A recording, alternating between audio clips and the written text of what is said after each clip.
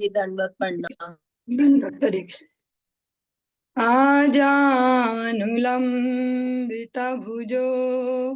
कनकावदातो संकीर्तनैकपितरो कमलायताक्षो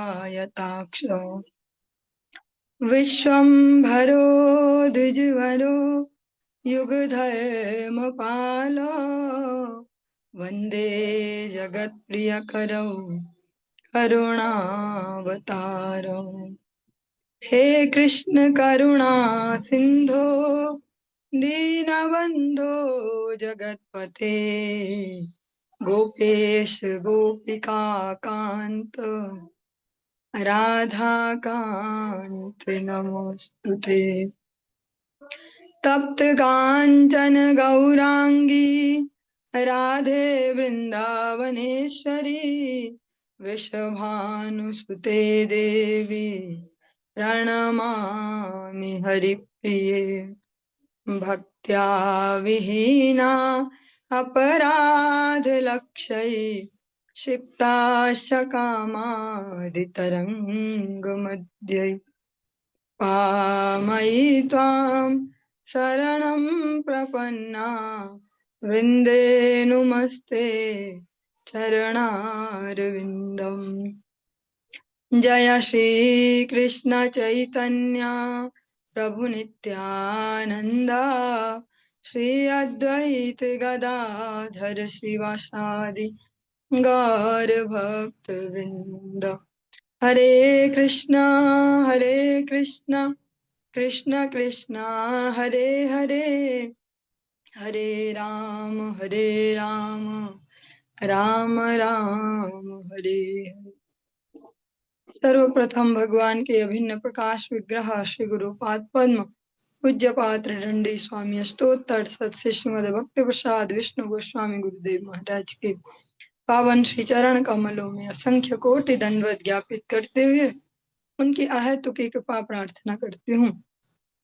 वे अपनी कृपा वर्षण करें जिससे निज कर्ताभिमान भाव को छोड़कर एकमात्र उनकी वाणी के वाहक के रूप में अपना परिचय दे सकूं। परम गुरुदेव नित्य लीला पृष्ठ विष्णु आशीष मद भक्ति दयित माधव गोस्वामी महाराज परमेष्ठि गुरुदेव जगत गुरु भक्त सिद्धांत सरस्वती गोस्वामी ठाकुर प्रभुपाद व समस्त गुरु परंपरा जय युक्त हूँ। सपाट सचिमन नित्यानंद प्रभु श्री गौर हरि वृंदावन विहारी राधा गोपीनाथ भगवान जय युक्त हूँ।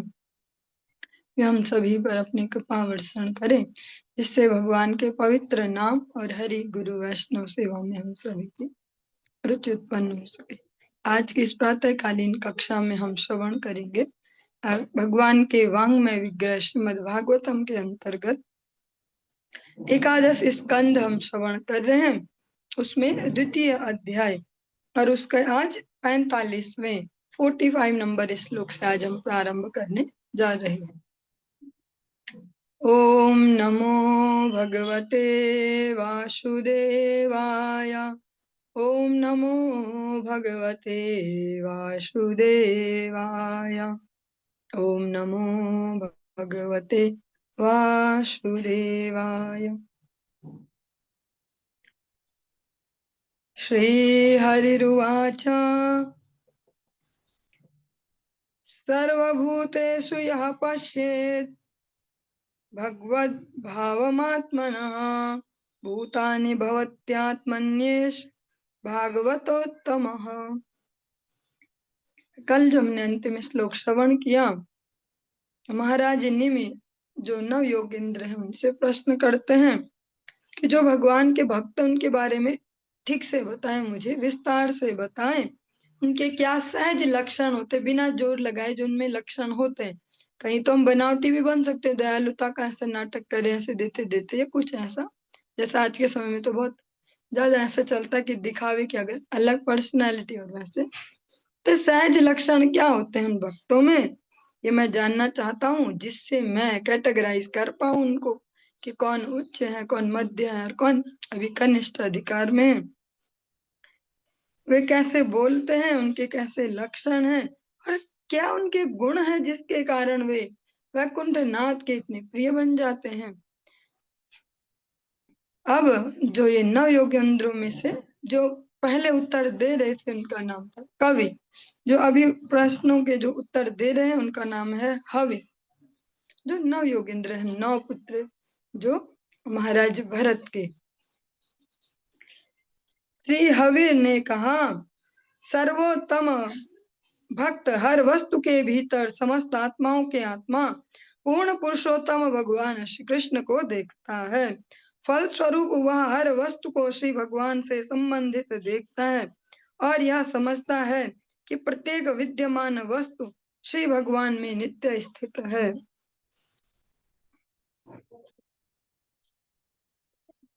इसी को तत्व को भगवान बहुत ही सरलता से भगवत गीता में कहते हैं, यो माम पश्यति सर्वत्र सर्वं च मयि पश्यति तस्याहं न प्रणश्यामि स च मे न प्रणश्यति। जो मुझे सब जगह देखता है और सब कुछ मुझ में ही देखता है, उसके लिए न मैं कभी अदृश्य होता हूँ न वो मेरे लिए कभी अदृश्य होता है। जैसे भौतिक एग्जाम्पल ले सकते हैं, बहुत सारे लोग होते हैं ना जिनको हम अदृश्य बना लेते हैं अपने जीवन में, इसकी तरफ अब देखना ही नहीं है ही नहीं समझो। ऐसे कुछ लोग हमें भी बना लेते हैं कि भैया तो हमें पूछते ही नहीं, जैसे हम कुछ है ही नहीं। लेकिन भगवान कहते हैं जो सर्वत्र मेरा ही दर्शन करता है, सब कुछ मुझ में ही देखता है, वो कभी मेरे लिए अदृश्य नहीं होता। मैं कभी उसको इग्नोर नहीं करता ना वो मुझे इग्नोर करता है। जो यह समझ जाता है कि सर्व कारणों का कारण मैं ही हूँ, जो हर घटना और के पीछे जो मेरी उपस्थिति है उसको देख सकते हैं। सूक्ष्म बुद्धि जिनकी उदित हो जाती है गुरु वैष्णव के पास से, भगवान कहते हैं फिर मैं उनको कभी इग्नोर नहीं मारता। ब्रह्म संहिता में ब्रह्मा जी बहुत सुंदर से एक श्लोक कहते हैं, प्रेमाञ्जनच्छुरित भक्ति विलोचनेन सन्तः सदैव हृदयेषु विलोकयन्ति यम श्याम सुन्दरमचिन्त्य गुणस्वरूपम् गोविन्दमादिपुरुषं तमहं भजामि। जो श्री भगवान है उनको देखने की क्या विधि है? जो नेत्र हैं उनमें प्रेम का अंजन जिनके लगा रहता है, ऐसे भक्त ही अपने हृदय में मेरे ब्रह्मा जी कहते हैं ऐसे भक्त भगवान के सनातन और श्याम सुंदर जो स्वरूप है उसको देख सकते हैं, जिनके नेत्रों में प्रेम का अंजन है।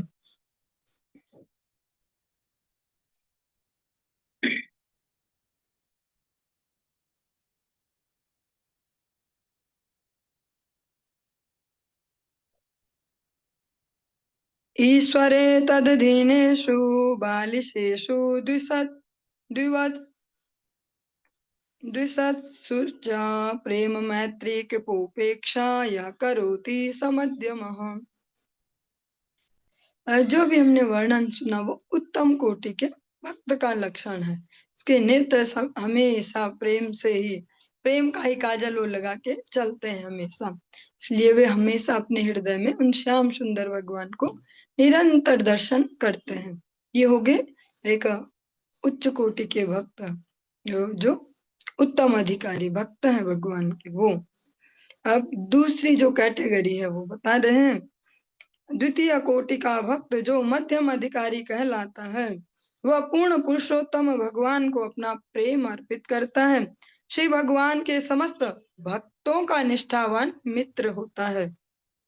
वह अज्ञानी व्यक्तियों पर दया करता है, वह अबोध है और जो अबोध हैं, जिनको कुछ समझ में नहीं आता, जिनको कुछ पता नहीं है, और उनके प्रति वो दया करते हैं। अज्ञानियों के प्रति, अज्ञानियों की भी अलग अलग कैटेगरी है।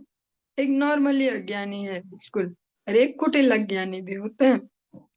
जो सिंपल अज्ञानी है उन पे वो दया करते हैं, और जो भगवान से द्वेष करते हैं उनकी वे उपेक्षा करते हैं, उनको इग्नोर करते हैं। जो हम श्रवण कर रहे हैं इसी विषय को भक्ति विनोद ठाकुर जी सप्तम गोस्वामी जो है बहुत ही अच्छे प्रकार से अपने बहुत सुंदर ग्रंथ श्री जैव धर्म में एक पूरा चैप्टर लेके इसको अच्छे से वहां पे एक्सप्लेन करते हैं, व्याख्या करते हैं, वर्णन कर रहे हैं। कि नित्य धर्म और व्यवहार, ऐसा उसको टॉपिक को नाम भी ऐसे ही दिया गया उस चैप्टर को, नित्य धर्म और व्यवहार। क्योंकि जैसे जो भी भक्त राज्य में जो भक्त प्रवेश ले रहे हैं, स्टार्टिंग फेज है ये, जो ऐसा भी जिनके अभी कह सकते हैं अभी उचित जितनी आवश्यक है उतनी अभी शिक्षा नहीं हो पाई, तो वो फर्स्ट फेज में उनको जब भी सबको देखते हैं कि कोई भी कुछ भी महोत्सव, बहुत सारे भक्त, तो सब बराबर, तो यही तो फॉर्मूला है कि भैया सब बराबर, सभी तो भक्त हैं, सभी कंठी तिलक पहने हुए हैं, ऐसे सब भक्त बराबर। इसीलिए फिर शिक्षा की आवश्यकता होती है कि किस चश्मे से हमें पढ़ाई करनी है। भक्ति विनोद ठाकुर जी बहुत अच्छे से इसको एक्सप्लेन करते हैं, और बिना शिक्षा के इसको समझ पाना, पूरा जीवन भी खप जाए, कई जीवन खप जाए, बहुत मुश्किल है समझ पाना। जो जितना भक्ति मार्ग में जो शिक्षा है उसको प्राप्त करेंगे, समझते जाएंगे। नित्य धर्म और व्यवहार, पूरा एक चैप्टर ही उस पे भक्ति विनोद ठाकुर जी ने दे दिया। व्यवहार कैसे करना है फिर इस जगत में, अब हम हैं, अब भक्ति राज्य में भी घुस चुके हैं, तो अब तो हमें पता होना चाहिए कैसे व्यवहार करना। भौतिक जगत में तो शिक्षा देते हैं ना माता पिता बचपन से, वो आए ना उनको चाचा बोलते हैं, पाँव छुओ, चलो प्रणाम करो, वो तेरा दोस्त है, उसके साथ ऐसा ऐसा ऐसा वो सब सिखा देते हैं। पर भक्ति राज्य में हम आते बड़ी बड़ी एज में, अपने पुराने पुरानी कंडीशनिंग लेके, और साथ में गलत फहमी भी पाल के कि मैं 30 साल का, मैं 40 साल का, मैं इतना, मुझे तो पता ही है, मुझे तो आता है, कुछ ऐसा वो जो कंडीशनिंग लेके आते हैं, उसे सीखना थोड़ा मुश्किल पड़ जाता है। पर यहाँ तो हम अभी बच्चे ही हैं, जब से हमने यहाँ एंट्री ली है, जैसे बचपन में हमको बुरा भी नहीं लगता था जब सिखाया जाता है प्रणाम नहीं किया, प्रणाम नहीं किया, ऐसे 10 बार 10 के सामने बेइज्जती होगी, हाथ नहीं जोड़े, क्यों नहीं किया, ऐसे ऐसे क्यों नहीं किया, वैसा। तो वैसे इस भक्ति राज्य में भी जो प्रवेश करते हैं भक्त, उनके लिए शिक्षा परम आवश्यक है, तभी वो यहाँ का जो वातावरण है, जो व्यवहार है, उसको सीख पाएंगे। वरना अगर पुरानी कंडीशनिंग से चलेंगे, मैं 30 साल का, मैं 40, मैं 50, मैं 60, तो यहाँ वो फिर बौने रह जाएंगे, बौने हो जाएंगे। यहाँ साल तो बढ़ते जाएंगे, 10 साल हो गए हमें तो हरिनाम दीक्षा के, हमें तो 20 साल हो, ऐसा, पर सीख नहीं पाएंगे उसको प्रैक्टिकली। इसीलिए परम आवश्यक है जब भक्ति राज्य में भी प्रवेश हो, एडमिशन हो, तो शिक्षा बहुत जरूरी है। ऐसे गुरुदेव बहुत बड़ा सौभाग्य कि अभी गुरुदेव में शिक्षा भी देते हैं और दीक्षा भी देते हैं, पर फिर भी जो उनसे नीचे चेन है, उनसे हम अप्लाइंग फॉर्मूले सीख सकते हैं, जो इम्प्लीमेंट किए जा सके डेली लाइफ में, वो उनसे सीख पाएंगे, वैष्णव जनों से। शिक्षा इसलिए परम आवश्यक है। ये जो ये प्रश्न है, कोई अभी ऐसा कोई टॉपिक नहीं चल रहा कि आपको यहाँ प्रवचन देने बिठा दिया गया किसी को, ऐसे जो हम विषय सुन रहे हैं ये उसका ही विस्तार है। जो वो निमि महाराज है, विदेह राज, जिन विदेह राजों को ज्ञानियों में गिना जाता है, जितने भी उस पोस्ट पे आते हैं सब ज्ञानी, एक से एक ज्ञानी ही होते हैं, जिनमें सीता जी के पिताजी विदेह राज भी हैं, वो जनक महाराज भी इसी परंपरा में, उनके ये पूर्वज है निमि महाराज। वो ये प्रश्न कर रहे हैं कि भैया मुझे बताओ कि भक्तों का लक्षण होता क्या है, तो उन्हें नहीं पता क्या ऐसे, हमें तो लगता है, हमें तो सब पता चल ही गया, कंठी रहती उनकी, तिलक रहता, और उन्हें बड़े प्यार से बात करनी चाहिए, उन्हें ऐसा नहीं और वैसा जो भी। वे विदेहराजनी में महाराज कह रहे मुझे बताओ भक्तों के लक्षण होते क्या है? ऐसे क्या गुण है कि जो भगवान के प्रिय हो जाते हैं, वो तो मुझे समझाइए। तो हवि नाम के जो ये नव योगेंद्रों में से एक है, वो फिर कैटेगराइजेशन सिखा रहे हैं उन्हें, प्रथम कोटि के कौन से भक्त हैं, द्वितीय कौन से, कनिष्ठ कौन से। श्री रूप गोस्वामी जी के उपदेशामृतम में भी इस प्रकार से एक श्लोक संकलित है, हाँ, जिससे हम भक्तों का कैटेगराइजेशन सीख पाएंगे। और श्रीजैव धर्म ग्रंथ है भक्ति विनोद ठाकुर जी का, उसमें भी एक चैप्टर है नित्य धर्म और व्यवहार, आपके पास जिसके पास भी उपलब्ध हो वो खोल के उसको पढ़ सकते हैं, और अच्छे से भी, कि नित्य धर्म और व्यवहार, कैसे व्यवहार होना चाहिए किसी के प्रति। यहाँ पे दूसरे टाइप के भक्त बताए, दूसरी जो कैटेगरी है भक्तों में, मध्यम अधिकारी, उनका वर्णन किया कि वे भी कैटेगराइज करके व्यवहार करते हैं, ये ऐसा, इससे ऐसा होना चाहिए, वो वैसा, उससे वैसा, ये तो बिल्कुल मूर्ख कैटेगरी, तो इसको इग्नोर मारो ऐसे। और जो सुंदर से मूर्ख है, सुंदर से मूर्ख मतलब अज्ञानी वाले मूर्ख, कुटिल वाले नहीं, उन पे दया करते हैं कि यार चलो इन पे ऐसे दया करो। द्वितीय ये जो कैटेगरी है ये यहाँ पे बताई। और अर्चायामेव हरये पूजां यः श्रद्धये हते न तद भक्तेषु चान्येषु स भक्तः प्राकृतः स्मृतः। अब एक तीसरी कैटेगरी बताई जा रही जो कनिष्ठ अधिकारी है। जो भक्त मंदिर में अर्चा विग्रह की पूजा में श्रद्धा पूर्वक लगा रहता है, किंतु एक किंतु आ गया और वो किंतु ही सबसे बड़ा जरूरी है, किंतु अन्य भक्तों के प्रति या सामान्य जनता के प्रति उचित रीति का आचरण नहीं करता, वह प्राकृत भक्त अर्थात भौतिकतावादी भक्त कहलाता है और निम्नतम पद पर स्थित माना जाता है। जो भगवान का जो विग्रह है केवल उसमें ही भगवत बुद्धि करते हैं, भगवत जनों में भगवत बुद्धि नहीं करते। उनको जो केवल जो भगवान जी जो विग्रह है उनके प्रति ठाकुर जी का ऐसा भी, हाँ भगवान जी का ऐसा, हम तो ठाकुर जी का ऐसा, और जो उनके भक्त हैं जो उनके सेवक हैं उनमें ऐसी महत बुद्धि नहीं करते हैं, वो तृतीय कैटेगरी होगी। प्रारंभिक अवस्था में यही होता है, फिर धीरे धीरे हम समझ पाते हैं वैष्णव जनों की जो महत्ता है हमारे जीवन में, कि प्रैक्टिकली वही तो भगवान को देखने की सही दृष्टि प्रदान कर पाएंगे। अभी हम क्या देखेंगे, फर्स्ट जब फेज में आए बहुत सुंदर है ठाकुर जी ऐसे देखो और भगवान और ऐसे, हाँ तब हम भक्त रहते हैं ऐसे, पर्सनली हम भक्त रहते हैं और भगवान जी ऐसे, तब भक्तों में भगवत बुद्धि नहीं है, गुरु बुद्धि नहीं है, उनमें महत्व बुद्धि फिर धीरे धीरे वो डेवलप होगी। पर जो इस प्रकार के भक्त हैं जो केवल अर्चा विग्रह में ही भगवान भाव करते हैं, के भक्तों को उस प्रकार से नहीं देखते, वे इस सबसे कनिष्ठ अधिकार उनको दिया है। गृहीत्वापीन्द्रिये ये रर्थान यो न द्वेष्टि न हृष्यति विष्णोर्मायामिदं पश्यम स वै भागवतोत्तमः। इंद्रियों के विषय में लगाते हुए भी जो इस संपूर्ण जगत को भगवान श्री कृष्ण की, श्री विष्णु की शक्ति के रूप में देखता है, वह न तो घृणा करता है न हर्षित होता है, निसंदेह वह भक्तों में सबसे महान है। जो उत्तम भागवतों का जो लक्षण है, समदृष्टि रखकर, और जो एक्साइटेड नहीं होते हम, जैसे किसी परिस्थिति विशेष में कोई परिस्थिति विशेष आए तो हम इतने भावुक हो गए बस भगवान जी और मैं, कोई परिस्थिति विशेष, ठीक है यार ऐसे अभी टाइम नहीं है, अभी ऐसा ऐसा। जो श्रेष्ठतम भक्त हैं वे न तो घृणा करते हैं किसी से, न अति हर्षित होते हैं, भावनाओं का अतिरेक नहीं है उनमें। ऐसे सरल शब्द में कहें, जैसे हमारी भावनाएं उद्वेलित होती है ना, किसी ने मुझे बुरा बोल दिया अभी जो मुझे अच्छा नहीं लगा, मैं फिर भूल गया या भूल गई कि भैया आज तक क्या क्या किया उसने मेरे लिए, भाड़ में जाओ, कैसे कह दिया ऐसे ऐसे कैसे कह, तो वो एक भावना विशेष का अतिरेक है। ये कभी एक्स्ट्रा ही प्रसन्न हो गए, अरे आज तो मैं ऐसा बोला हम ऐसा, तो वो भावना का अतिरेक जो श्रेष्ठ कैटेगरी के भक्त उनमें नहीं है। भगवान श्री कृष्ण भी बहुत अच्छे से स्पष्ट से एक्सप्लेन कर रहे हैं भगवत गीता में कि कौन मुझे प्रिय, बार बार बता रहे समय प्रिय समय प्रिय ऐसा भक्त मेरा प्रिय, न द्वेष्टे न सोचती न कांक्षती, ऐसे अलग अलग प्रकार से भगवान लक्षण बता रहे हैं।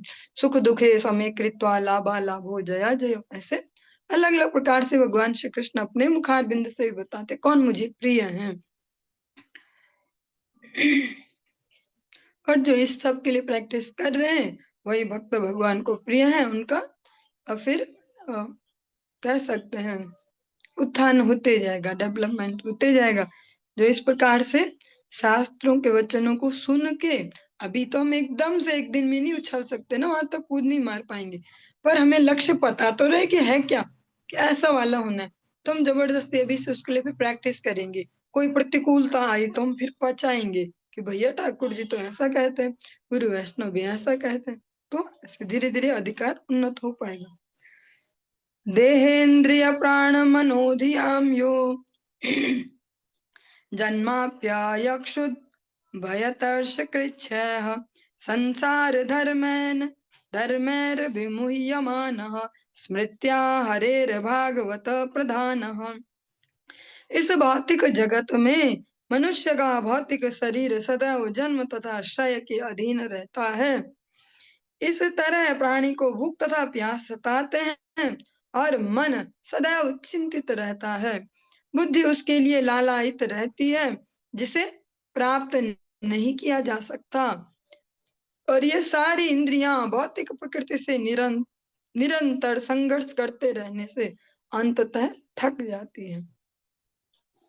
जो व्यक्ति भौतिक जगत के अपरिहार्य दुखों से मोहग्रस्त नहीं होता और जो पूर्ण पुरुषोत्तम भगवान के चरण कमलों के स्मरण मात्र से उन सब से अलग रहता है, उसे ही भागवत प्रधान अर्थात श्री भगवान का अग्रणी भक्त कहा जाता है।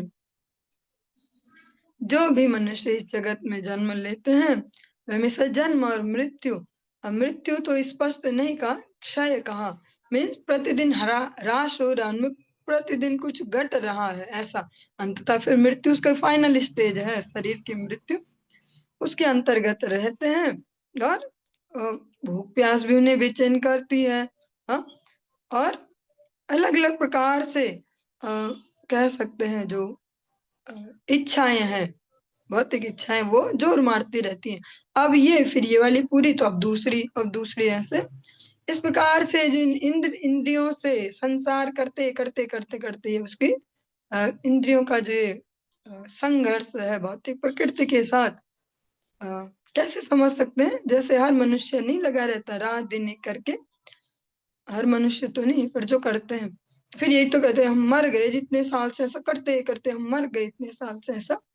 पर जब यही संघर्ष आध्यात्मिक जीवन में होता है तो थकावट नहीं होती। कोई नहीं कहेगा ऐसे कि उस 20 साल हो गए भैया माला जपते जपते, रोज 2 घंटे लगाओ, रोज 2 घंटे लगाओ, परेशान हो गए हम इससे ऐसा, रोज आरती करो सुबह शाम, तंग हो गए ऐसा। उसमें वो परिश्रम नहीं है, उसमें वो थकावट नहीं है, उसमें इंद्रियां थक नहीं रही है, क्योंकि भगवान इंद्रियातीत है तो उनकी सेवा भी वैसी है, उसमें ऐसा नहीं हो रहा।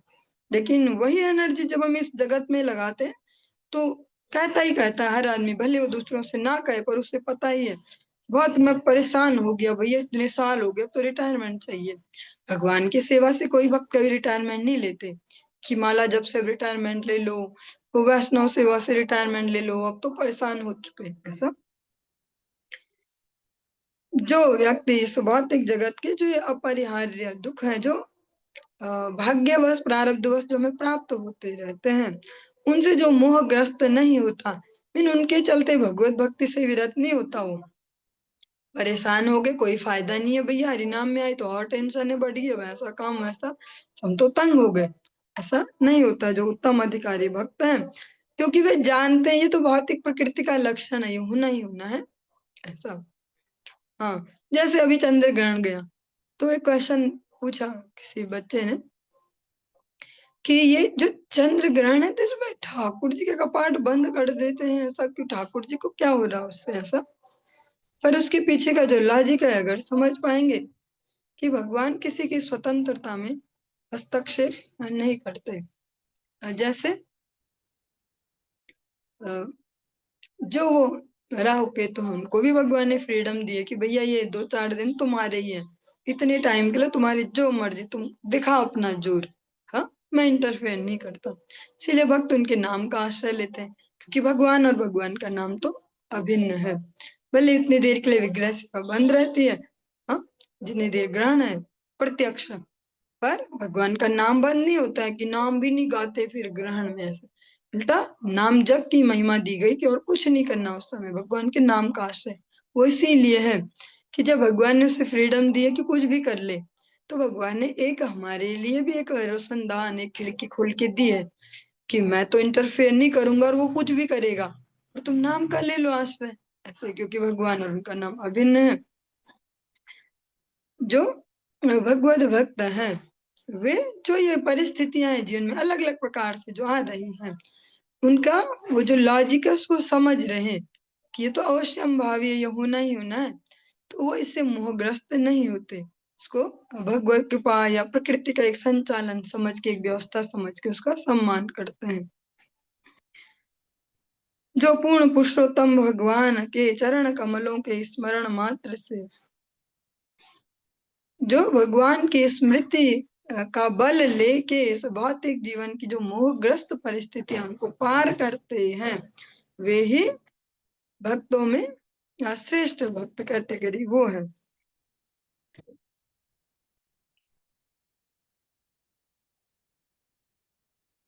ना काम कर्म बीजानाम यस्य चेतसि संभवः वासुदेव निलय स वै भागवतोत्तमः। जिसने एकमात्र भगवान वासुदेव की शरण ले रखी है, वह उन सकाम कर्मों से मुक्त रहता है जो भौतिक काम वासना पर आधारित है।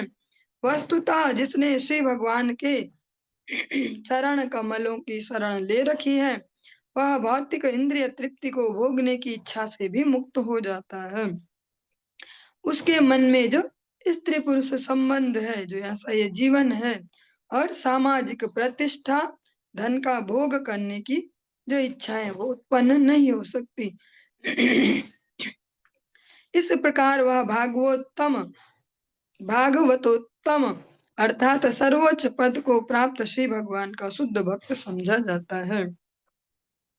ये जो हम सुन रहे हैं भी, ये शुद्ध भक्त कैटेगरी सुन रहे हैं। सावधानी भी बड़ी जरूरी है श्रवण में। जैसे भौतिक जीवन में होता है, हम किसी के पास गए, ठीक है, और वो सुना रहा है ना, मुझे ना ऐसा हो गया, कोई रोग का नाम बताए, पता है पहले क्या हुआ, पहले ज्यादा कुछ पता नहीं चला, पहले थोड़ा थोड़ा सिर दर्द सा हुआ, फिर थोड़ा ना हाथ पांव में ऐसे होने लगा, ऐसे, और पता ही नहीं चला, और जब टेस्ट कराए तो पता चला इतनी बड़ी बीमारी। तो जो हमने सुना अभी वहां पे, अभी हम उसके साथ नॉर्मली हाँ हाँ कर रहे थे, और जब हम घर आए, तो चाहे उसी दिन चाहे कुछ दिन के अंतर में अगर हम इन्फेक्टेड होने वाले प्राणी हैं जल्दी से, तो फिर वो लक्षण हमें अपने जीवन में दिखने लगेंगे। लगे हाँ यही तो बोल रहा था, उसने भी यही बोला था, पहले उसका भी सिर दर्द ही हुआ था, पता है, फिर उसके भी हाथ पांव गलने लग गए थे, ऐसा कुछ, ऐसा। अ, तो जो मैं एग्जांपल दे रही हूँ, इसका कारण बताती हूँ। जो अभी हम सुन रहे हैं ना, अभी ये शुद्ध भक्त के लक्षण, और हम सभी तो अभी प्रारंभिक फेज में ही, हम सभी इंक्लूडेड मी। तो एक हमारे पास एक साइड इफेक्ट ये भी हो सकता है श्रवण का, ऐसा मुझे लगता है, इसलिए पहले इसको क्लियर करिए। जब हम ऐसा सुने उच्च भक्तों के बारे में, उच्च भक्त ऐसे, तो दो टाइप की रिएक्शन आएगी हमें। एक तो गलत फहमी भी आ सकती है कि शायद हम भी ऐसे ही तो है, देखो ज्यादा, एक डिप्रेशन में भी जा सकते हैं कि देखो ऐसे होते रहे, हम हैं ऐसे दिन दुखी से। तो अभी हम प्रारंभिक अवस्था में, हमें वो श्रवण करना है, वो लेवल, और धीरे धीरे जिस स्थिति में हमें उससे ऊपर उठने का करना है, उसको अननेसेसरी या बोल सकते हैं एक आर्टिफिशियल, एक कृत्रिम रूप से उसको अपने जीवन में अप्लाई नहीं करने लग जाना है। कि ऐसे जैसे हम सुन रहे हैं यहाँ पे प्रैक्टिकली अगर एग्जाम्पल लें, क्योंकि यहाँ पे अलग अलग एज ग्रुप के हैं, तो अलग अलग एंगल से उसको देखना आवश्यक है, क्योंकि किसने क्या सुना और उसको कैसे इम्प्लीमेंट कर दिया, फिर गड़बड़ हो जाएगी कि हमने तो ऐसे ही सुना था क्लास में, ऐसा। यहाँ पे कुछ यंग एज के भी हैं, जिनको भी ग्रस्त में जाना है, कुछ ऐसे जो अभी ग्रस्त में घुसे हैं, कुछ ऐसे जो वानप्रस्थ में पहुंच चुके हैं, अलग अलग एज ग्रुप है, तो हर एंगल से समझना पड़ेगा। जब हम ऐसा सुनेंगे उत्तम भक्तों का लक्षण, कि उनमें तो इंद्रिय तर्पण की कोई भावनाएं नहीं, कोई प्रतिष्ठा की भावना नहीं, संग्रह की बुद्धि नहीं, तो एक ये भी रिएक्शन निकलेगी, तुरंत वहां रिलेट करने का सोचेंगे, कितने पापी हम तो अभी ऐसा सोचते, बेकार, ऐसे ऐसे ऐसे। तो उससे पूरा जो अभी ये प्रैक्टिकल जीवन चल रहा है ना, सब तितर बितर डिस्टर्ब हो जाएगा, वहां मैनेज नहीं कर पाएंगे। जो हम सुन रहे हैं बहुत ही उत्तम कैटेगरी सुन रहे हैं, और जो जीवन हमारा बहुत नीचे है अभी, हमें वहीं से उसको चलाना है। ऐसे एकदम से कोई कूद नहीं मार पाएगा कि वहां कूद मार दिया हो गया। तो हम जिस स्तर पे हैं, हम सुने ये उच्च वाला फॉर्मूला, पर जो इम्प्लीमेंट वाला फॉर्मूला, अप्लाई फॉर्मूला, उसको भी समझते चलेंगे कि जब हम ऐसा कुछ कुछ भी श्रवण करें, तो साथ साथ एक लाइन और भी याद दिलानी है अपने आप को, कि जो जगत गुरु भक्ति सिद्धांत सरस्वती गोस्वामी ठाकुर प्रभुपाद जी हैं, वो सचेत भी करते हैं कि बेटा आर्टिफिशियली जंप नहीं माननी है, मरकट वैराग्य छाड़ी लोक दिखाइया, यथा योग्य विषय भुंज अनासक्ता है। इसका जो एज ग्रुप है, जो वर्ण है, जो आश्रम है जिसमें वो अभी है, उसके अनुरूप उसको जो उसके लिए नेसेसरी है वो उसको संग्रह करना है, और जो अननेसेसरी उसको छोड़ना। यहाँ ऐसा नहीं बोला जा रहा है कि आप एक दिन में आज ही से शुद्ध भक्त हो जाओ, और अब तो कुछ नहीं, घर वालों को भी छोड़ो, इनको भी बस मन में से इनको हटा दो और ये किनारे, तुम्हारी कोई जरूरत नहीं। और ऐसा ऐसा अलग अलग प्रकार से रिएक्शन आते हैं ना भक्ति में, ये बहुत बड़ी फिर कॉम्प्लिकेशन हो जाती है। अप्लाइंग फॉर्मूला नहीं समझेंगे तो भक्ति की बजाय वहां उत्पात शुरू हो जाएगा जीवन में।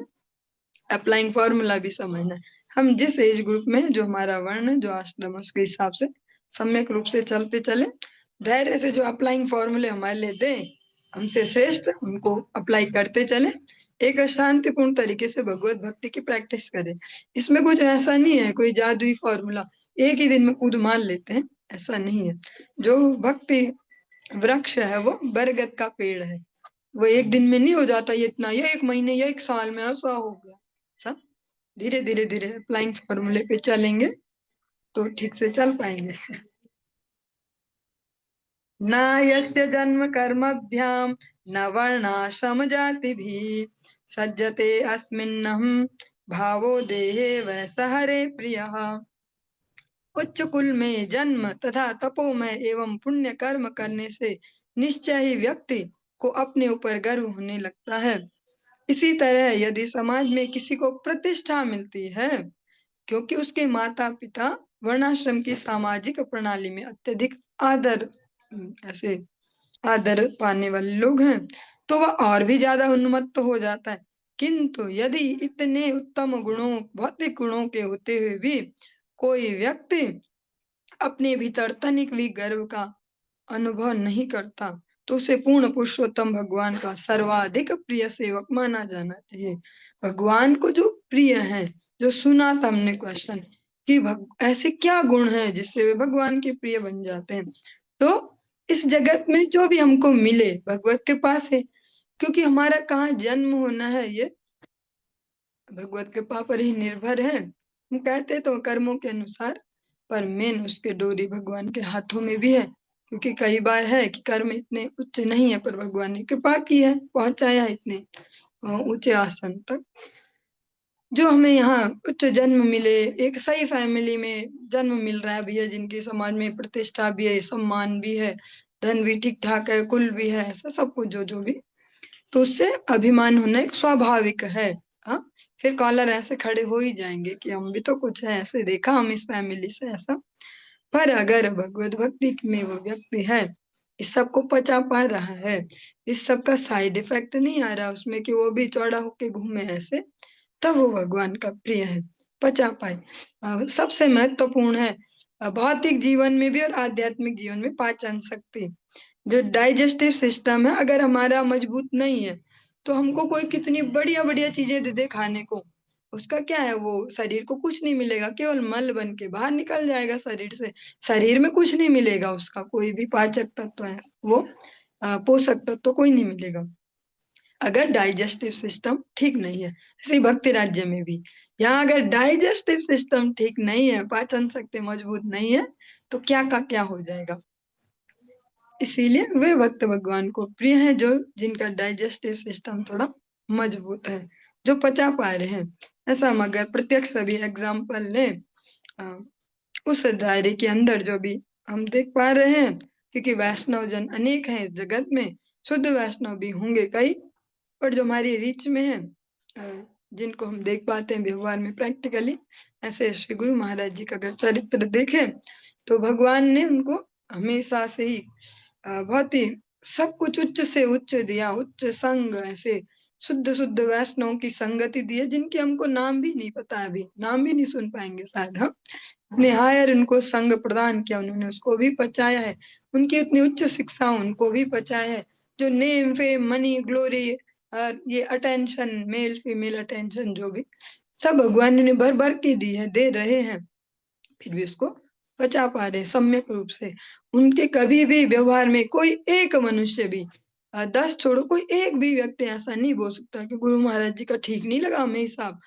करते हो भेदभाव, पैसे वाले को ऐसे, जो बेचारा गरीब है उसको ऐसे, या किसी भी एंगल से, यहाँ से महाराज बाजी दिखा रहे हो ऐसे कि भैया मैं हूँ आचार्य, ऐसा तो ऐसा भी नहीं। हाँ, वो मतलब पचा रहे हैं उसको। तो ये वाले भक्त भगवान को प्रिय होते हैं कि जो उस सबको पचा भी रहे इजीली, जो उच्छृंखलता जिनके चरित्रों में नहीं आती ना। ये और इसी फॉर्मूले को हम अगर नीचे लाएं, अ, अपने लेवल पे भी लाते जाएं इसी फॉर्मूले को, तो जिस जिस अमाउंट में हमारी पाचन शक्ति बढ़ते जाए, भगवान कितने प्रिय होते जाएंगे। भगवान से पहले भक्तों के प्रिय होते जाएंगे। भक्तों के प्रिय हो गए तो भगवान के तो प्रिय हैं ही, क्योंकि भगवान डायरेक्ट हमको नहीं देखेंगे ऐसे चश्मा लगा के दूरबीन से ऐसे, वो अपने भक्तों को देखते हैं।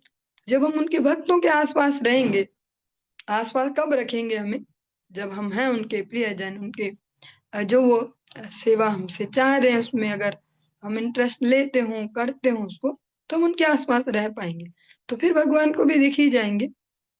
इसी फॉर्मूले को बस नीचे लाना है कि कितनी हमारी पाचन शक्ति हो पा रही है, क्या हम पचा पा रहे हैं ये जो हमें ऐसे कैमरा वाली जो अटेंशन मिल रही है, क्या हम पचा पा रहे हैं जो भगवान हमें इतने सारे भक्तों के मध्य ऐसा यश सा मिल रहा है, वो जो महाराजपना है। ऐसा प्रत्येक जीव में होता ही है महाराजपना, कोई संतों के लिए नहीं कह रही मैं यहाँ पे, वो सब चीजों सब जीवों में होता ही है, मैं कुछ हूँ। उसको हम जितना पचा पाएंगे मीन उसकी रिएक्शन ना दिखे कि ये तो ऐसी है वैसी है, जितना हम उसको पचाते जाएंगे, वैष्णव जनों के प्रिय होते जाएंगे, उतना वे हमें सेवा में अधिकार देते जाएंगे। कितनी हमसे सेवा ली जा रही है, यही हमको डिफाइन करता है कि हमारी उन्नति कितनी है।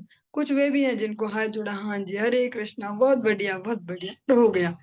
कुछ वे भी हैं जिनको कभी भी बोला जा सकता है कि जरा ऐसा करो तो, जरा वैसा देखो तो वो एक इसमें बनता है प्रयास। भगवान भी इसी फॉर्मूले पे चल रहे हैं, जो जितना पचा पा रहे हैं उसको उतना और देते जा रहे हैं। जो पचा ही नहीं पा रहा, जिसको थोड़ा सा दिया भगवान ने और भाग गया, वो बेचारा पचा नहीं पा रहा इतनी नेम फेम ग्लोरी भक्ति राज्य की, तो उसको आगे सेवा फिर मिलनी बंद हो जाती है। न यस्य स्वः पर इति वित्तेष्वात्मनिवाभिधा सर्वभूत समः शान्तः शवै भागवतोत्तमः। जब भक्त उस स्वार्थमयी धारणा को त्याग देता है जिससे मनुष्य सोचता है कि यह मेरी संपत्ति है और वह पराई है, तथा जब वह अपने ही भौतिक शरीर से संबंधित आनंद तथा अन्यों की असुविधा के प्रति उदासीनता से कोई सरोकार नहीं रखता, तो वह पूरी तरह शांत तथा तुष्ट हो जाता है। वह अपने आप को उन जीवों में से एक मानता है जो समान रूप से पूर्ण पुरुषोत्तम भगवान के भिन्नांश हैं। ऐसे तुष्ट वैष्णव भक्ति के सर्वोच्च पद पर स्थित समझे जाते हैं।